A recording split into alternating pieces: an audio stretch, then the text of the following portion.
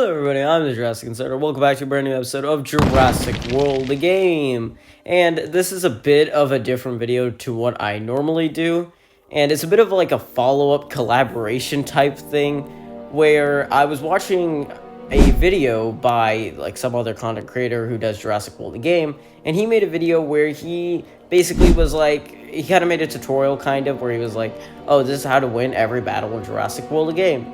And I thought it was really interesting. So I clicked on the tutorial, and I watched it all the way through, and I was like, huh, interesting. And then I made a comment, and I was like, okay, it's a bit generic. Like, I think this is the one that a lot of people use. This is what I used to use, too. So it's not like I was completely out of left field where I would never use it, like where it was like, it was definitely still a good method. But I commented and I was like, okay, interesting, but this is what I do. And I don't know if I came off a bit rude. I'm tagging the creator in the comments or in the description or something. So if you see this video, which he knows I'm making this video because I told him in the comments, if you see this video, I wasn't trying to be rude or anything. I was just trying to like say that, oh, this is what I would do in that situation. So I'm going to tag him in the video, and basically this is my own version of that video, and hopefully it does well. Hopefully it's good enough, and we'll just see. I don't know. This is, again, completely came off the spot with this one, but hey ho, we'll do it anyway. So yeah, thanks for the suggestion. I guess this is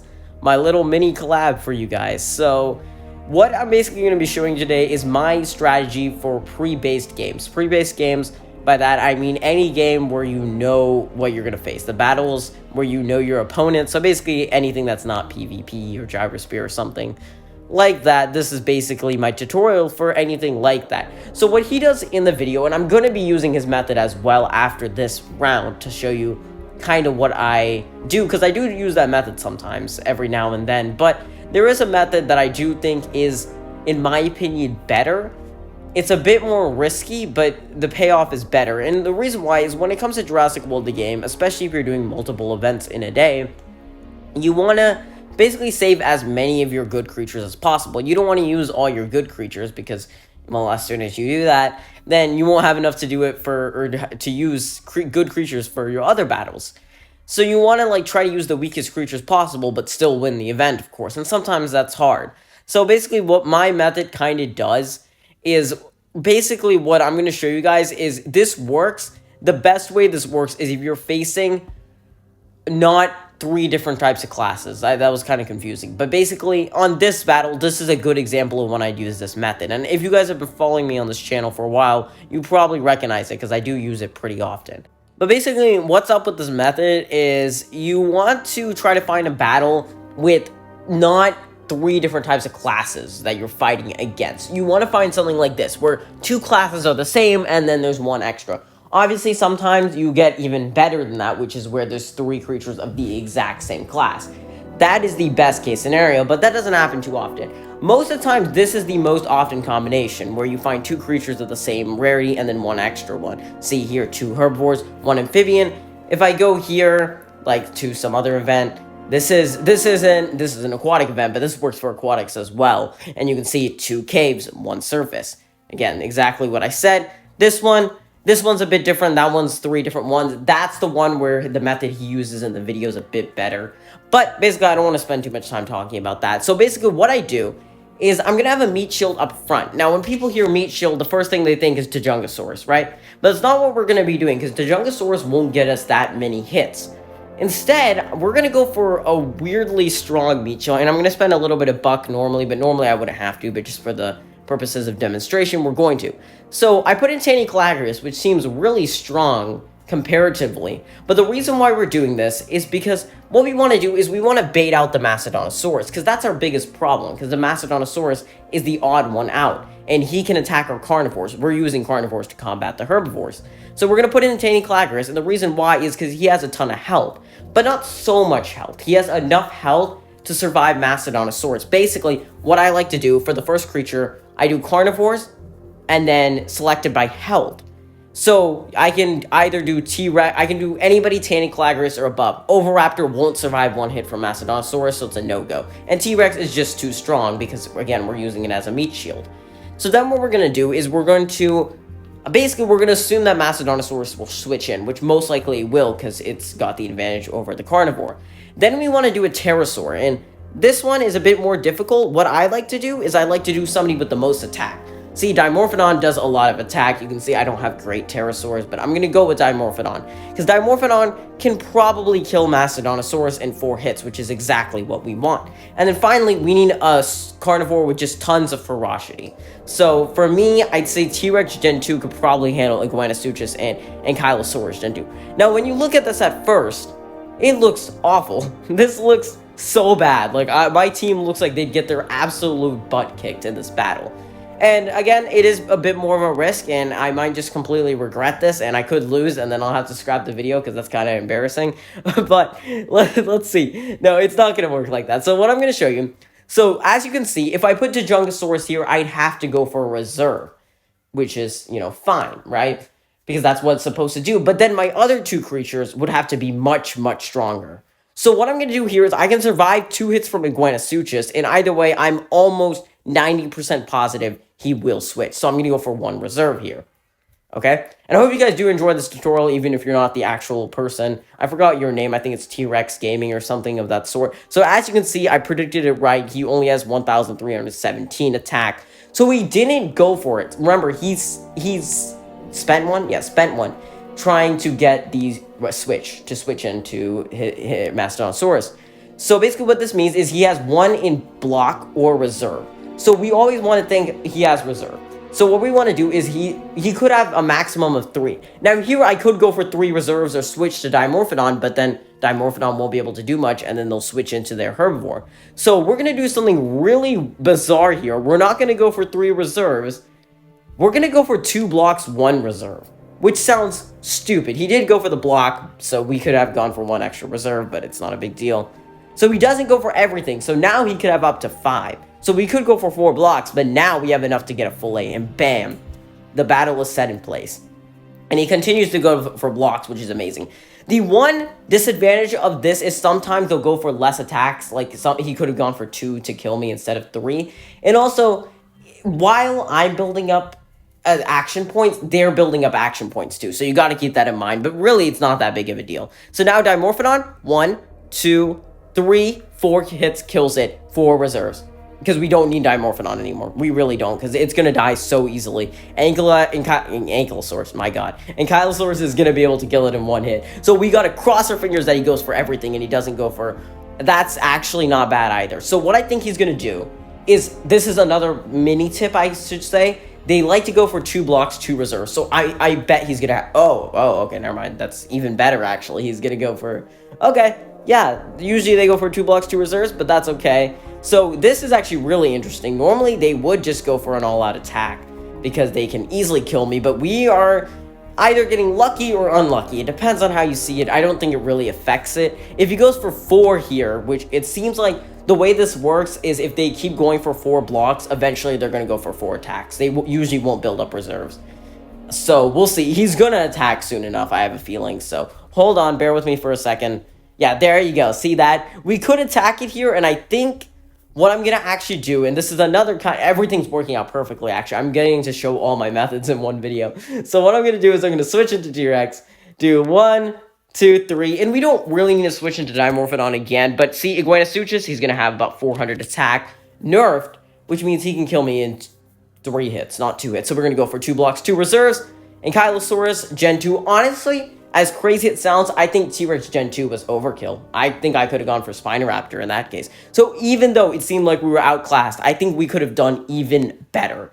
That is how egotistical I am about my... Or full of ego, I should say. Those don't mean the same thing. But that's how confident and, good I think this method is. And I didn't make it myself, of course. I tweaked it around a little bit and it's evolved. But I got this mostly from the Gaming Beaver from a couple years ago. So there we go. Like, again, I could have put in my best creatures. Like, I could have put that Mastodontosaurus in or something else crazy like that to take out the carnivore. Or I think, was there a carnivore? I can't remember. No. I could have put in, like, Wuerhosaurus to take out those I completely forgot what we even fought against. Okay, so again, here, I'm just showing you, a lot of these battles are like this, where we have to go for... you can use that method because a lot of times you're facing 2 different classes and then one of another kind. So that's pretty lucky. But what if you don't do that, basically? What if you want to instead do what I saw him do in the video? And that's fine. That's a perfectly fine method. That actually works really well, like on this battle stage. That would work really well here, because you got to think about it. I'm going to actually show you that as well. Maybe in this video, we'll see. I don't want this video to be too long. I just kind of want to get my point across, or kind of just show my method, not get a point across, obviously. We're all friends here. We're all just collaborating ideas. But I'm basically going to be doing this his way, okay? So I'm going to start with the Scappy, and then we're going to put in our best creature, which is Mastodonsaurus. So we're just doing the one-on-one-on-one. Like, Scappy to take on the Gorgosuchus, the Mastodonsaurus to take on the Secondontosaurus, Protogyranus to take on the Eudomorphodon. Unfortunately, this isn't my best example. If it was two herbivores on the outside, that would have been really good, because I could have used the T-Rexes. Scappy and Eudomorphodon are not even that strong, really, to the point where I actually think this might not be a good idea. Yeah.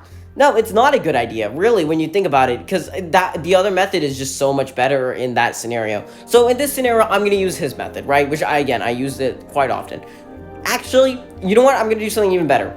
We're going to use my method again, but show how it works here. And I know I just said, hey, that method doesn't work if it's 3 different classes, but I'm going to show you a little bit of a workaround. It's a bit more complicated, but it is indeed a workaround. So what we're going to do here is, this is a much easier event, to be fair. Like, battle stages are based, they're already preset. These are based on my creatures. So for level 68, I have a lot stronger creatures than I should, so that's why, you know, these are much easier opponents. So what we're going to do is we're going to do the same thing. We're going to do a carnivore. So we're going to find a carnivore with at least Coolosaurus's attack. Coolosaurus is going to have about 1,000 attack. So we do T-Rex level 30, which has about 1,100.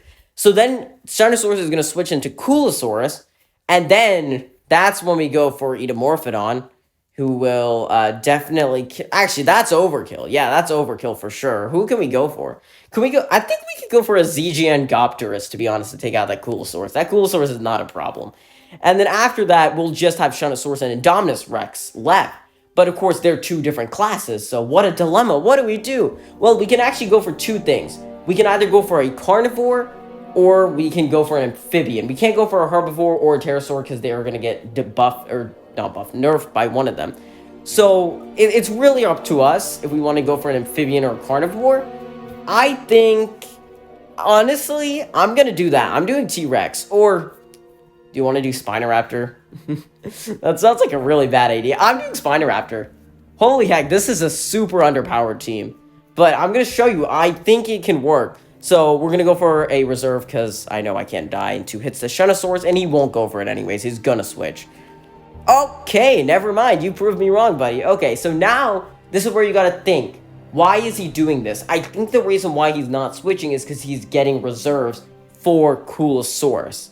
And in order for this to work, we don't want to, basically, what you don't want to do is you don't want to spend points like switching. So we're going to do 2 blocks, 1 reserve, because he could have a possible of 4. So he doesn't. He goes for 3, which is kind of more expected, but you never know. Sometimes they're very random, especially at the beginning of the match. Now that's weird. That is really weird. So what I'm going to do here is he's got 3. He could have 6, but I'm going for a risk. I'm going for 4 blocks. Now that sounds really, really dumb. But it's not, because it was a little bit dumb. Maybe I could have gone for less blocks. That was a bit overkill. There you go. I told you. Yeah, I could have gone for 4 reserves, but then anything could have happened. So that we want to wait for Coolosaurus to switch in. Then we go for 4 reserves. Yeah, and now everything's set into place. So hopefully it goes for 5. Sometimes they like to go for 4 or 3, which is really annoying. Yeah, see, because then you have to account for 1 block, which is always not fun. But I think... yeah, ZGN will absolutely be able to kick its butt in 3 hits plus the 1 block. Yeah, we've easily won this. Yeah, I don't even need to watch anymore. See, like, it genuinely does work. Like, I'm not trying to toot my own horn or anything, because, again, I didn't make this method, but I've just been using it for so long that I genuinely can't think of another method that works this well.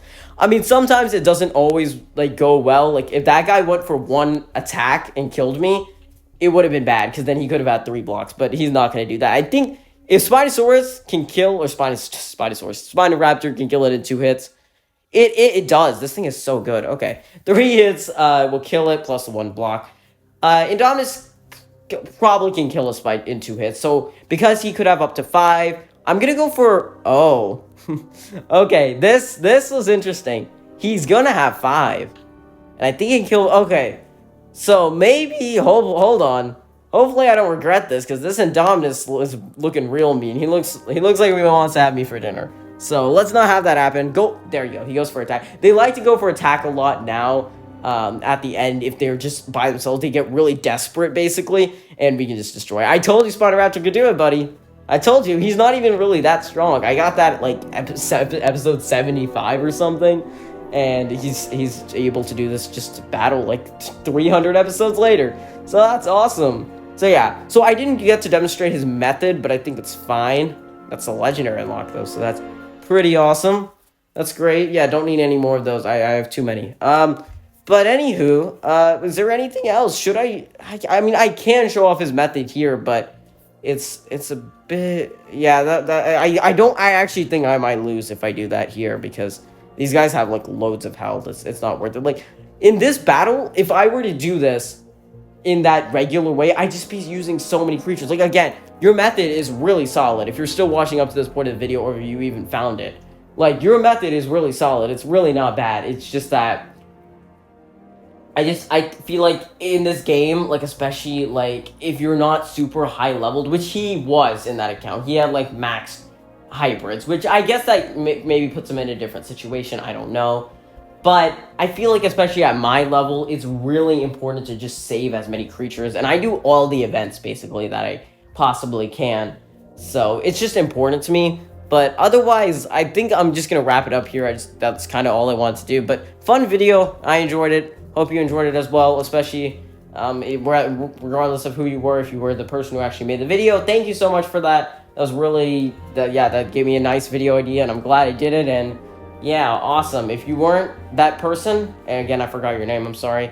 I hope you enjoyed the video either way, and maybe it helped you, or maybe you're finding this video like 3 years later, and it's maybe possibly helpful. I don't know if this game will still exist then, but hey-ho. I'll see you all later. This is the Jurassic Insider, signing out. Bye-bye.